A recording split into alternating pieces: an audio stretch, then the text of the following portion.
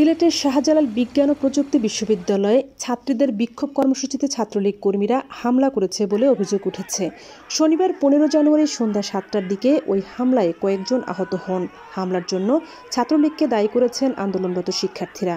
তবে ছাত্রলীগ নেতারা বলেছেন, হামলা নয়, কেবল কথা কাটাকাটি হয়েছে।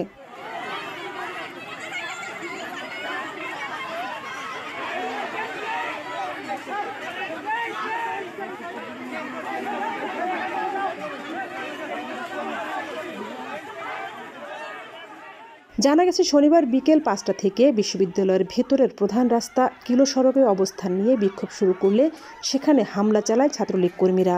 আন্দোলনরত ছাত্রীদের অভিযোগ, তাদের কর্মসূচি চলাকালে ছাত্রলীগের নেতাকর্মীরা এসে তাদের সরে যেতে বলেন। এ সময় আন্দোলনকারী ছাত্রদের সঙ্গে ছাত্রলীগের নেতাকর্মীদের বাগবিতণ্ডা হয়। এক পর্যায়ে হামলার ঘটনা ঘটে। প্রত্যক্ষদর্শী শিক্ষার্থীরা বিষয়টি নিশ্চিত করলেও এ বিষয়ে বিশ্ববিদ্যালয়ের প্রক্টর আলমগীর কবির গণমাধ্যমকে জানিয়েছেন, আন্দোলনকারীরাই নিজেদের মধ্যে ধাক্কাধাক্কি করেছেন।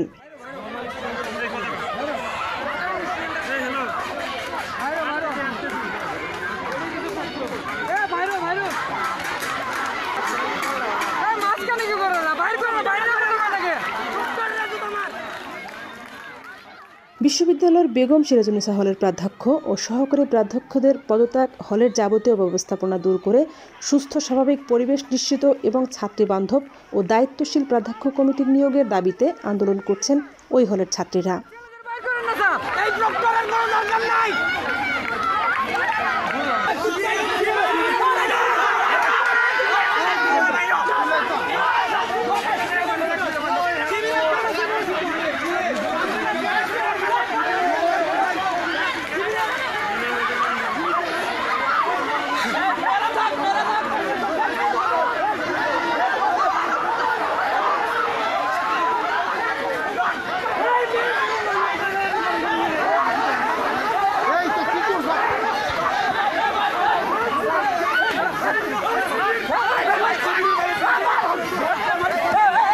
শুরু হয়েছে, মারি লাগিয়েছে, মারামারি